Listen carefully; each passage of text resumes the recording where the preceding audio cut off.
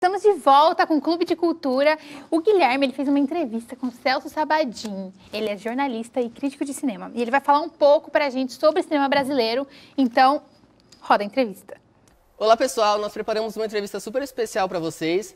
Nós estamos aqui com o professor, jornalista e crítico Celso Sabadin. E nós preparamos algumas perguntas para ele. Boa noite, professor. Seja bem-vindo ao Clube de Cultura. Boa noite. Professor, como surgiu sua paixão por cinema? E quando foi que você decidiu que queria trabalhar com isso? Eita, nós, faz tempo isso, hein?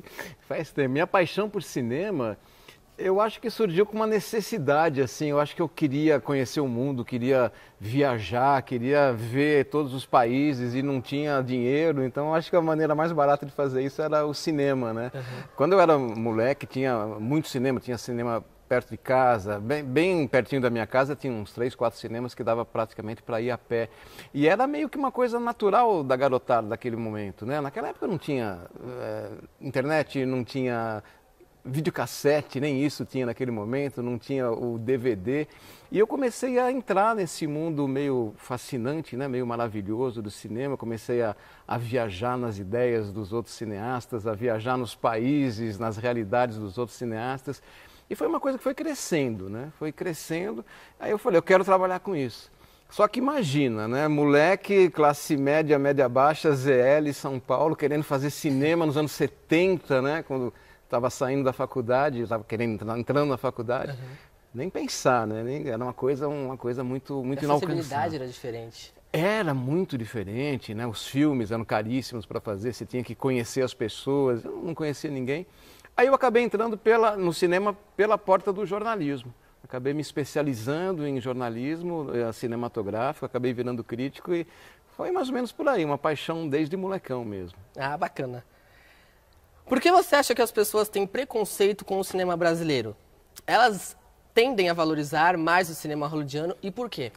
Bom, primeiro porque a gente é colônia cultural dos Estados Unidos, né? Uhum. Isso não tem como fugir disso, né? A gente é muito influenciado pelo americano, o produto audiovisual americano, ele entra no Brasil sem restrição nenhuma, sem barreira nenhuma, ele invade, não só no Brasil, como no mundo todo. Então a gente desde pequeno é condicionado àquele paladar, né? Aquele gosto americano, norte-americano de se fazer cinema. Isso condiciona muito a cabeça da gente.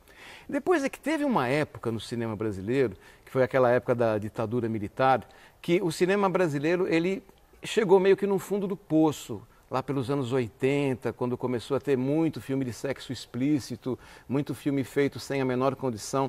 E foram uns bons anos de filmes brasileiros de qualidade muito ruim. Não falo nem das pornochanchadas, que até eram divertidas, mas foi uma segunda fase mais pesada mesmo, né? Sim. Então, esses anos de muitos filmes brasileiros ruins, eles criaram na cabeça da população uma ideia de que o cinema brasileiro como um todo era mal feito. Que o cinema brasileiro como um todo era ruim, era tosco. E ele era tosco só naquele momento, né? Que você precisa de anos e anos de muitos e muitos filmes bons. Até hoje, né? E é difícil, você precisa concorrer com o cinema do mundo inteiro, concorrer com o cinema de países que têm uma economia mais forte que a nossa, que países que têm uma cultura mais forte que a nossa.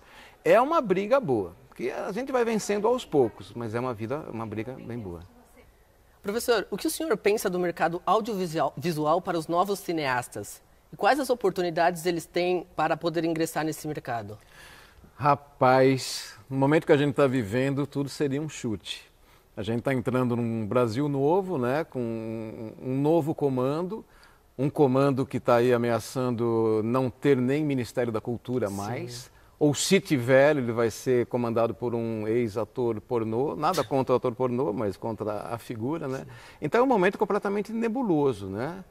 Não quero apavorar ninguém, mas é um momento completamente nebuloso. Sinceramente, vários anos que eu trabalho nisso, eu acho que eu nunca vi um momento tão nebuloso quanto esse, porque a gente entregou o comando do país a uma pessoa completamente despreparada, principalmente na área cultural, e o audiovisual vai junto, né? Acho que qualquer coisa que eu falasse agora seria um chute irresponsável. Sim. A última pergunta para a gente poder estar finalizando com o senhor. Futuramente, o que você espera das produções cinematográficas nacionais? Vai meio que de encontro àquilo que a gente estava falando, né? A questão do futuro tá bem esquisito no Brasil, né?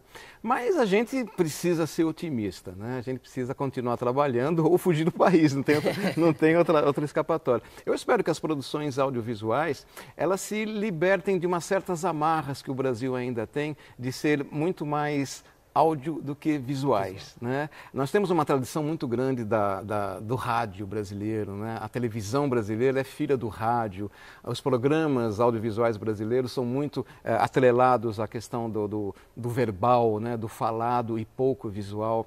Nós temos uma cultura muito grande de telenovela também, né? No audiovisual, e a telenovela também é muito mais áudio do que visual. Eu acho que o profissional de audiovisual brasileiro, ele precisa, de repente, ver mais filmes bons, pensar mais de uma maneira visual, mostrar mais e falar menos. Eu gostaria muito que o audiovisual brasileiro fosse por esse caminho. Baixar um pouquinho a bola do verbal, do falado, do áudio e explorar as possibilidades visuais que são realmente infinitas nesse campo. Que desse a oportunidade, né, para essas áreas. Exatamente, né? Para a gente abrir mais a cabeça, abrir mais o pensamento, abrir mais a sensibilidade. Estamos precisando demais disso. Sim. Professor, muito obrigado. Pessoal, nós ficamos por aqui com a entrevista e vamos voltar lá para os estúdios. Pessoal, a gente acaba de assistir a entrevista com o Celso Sabadin. Nós vamos para um rápido comercial e nós já voltamos. Na volta, a gente vai ter as principais notícias do cinema brasileiro. Então, fique ligado e não saia daí. Até já.